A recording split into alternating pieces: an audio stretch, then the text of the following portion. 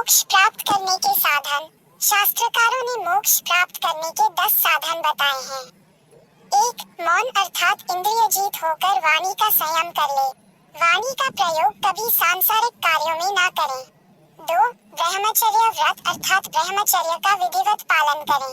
श्रुति कहती है कि केवल ब्रह्मचर्य व्रत से ही जीव की मुक्ति हो जाती है।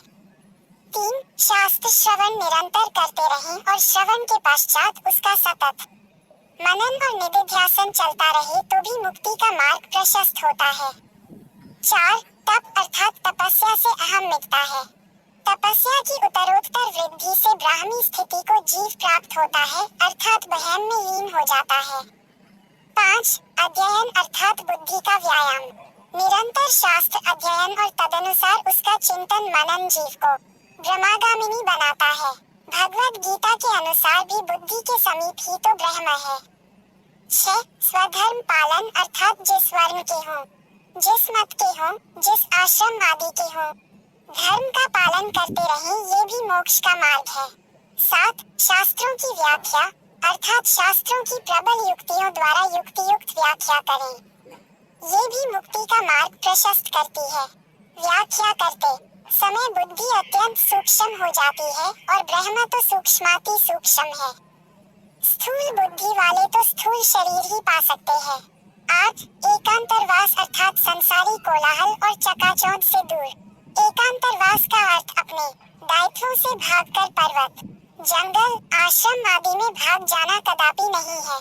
9. जप अर्थात निरंतर नाम मंत्र जप वाला भी मोक्ष को प्राप्त होता है। मंत्र जाप की महिमा का इससे बड़ा कोई उदाहरण हो ही नहीं सकता, जो कि केवल जप मात्र से ही इष्ट कार्य की सिद्धि हो जाती है। अब ये बात निर्भर करती है अपने अपने बुद्धि और विवेक पर कि व्यक्ति को भौतिक सुखों की चाह है या फिर मोक्ष की। 10. समाधि भी मुक्ति का एक निमित्त बताया है।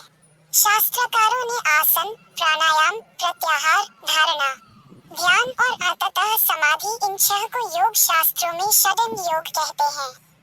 इनमें प्रथम 3 तो बाह्य साधना और अंतिम 3 धारणा, ध्यान और समाधि आंतरिक साधन कहलाते हैं। समाधि से मन एकाग्र होता है परंतु साथ में मन निर्मल होना परम आवश्यक है, नहीं तो पुनः जीव भौतिकवाद में पहुंच जाएगा। जब शरीर में मल न रहकर निर्मल बन जाए, मन में विक्षेप न होकर बिना विक्षेप के बन जाए और बुद्धि का आवरण हटकर निरावरण बन जाए तो समाधि से मोक्ष की अवस्था प्राप्त हो जाती है। धन्यवाद। आपका शुभचिंतक Santosh Kumar Sonkar, my YouTube video well विशर।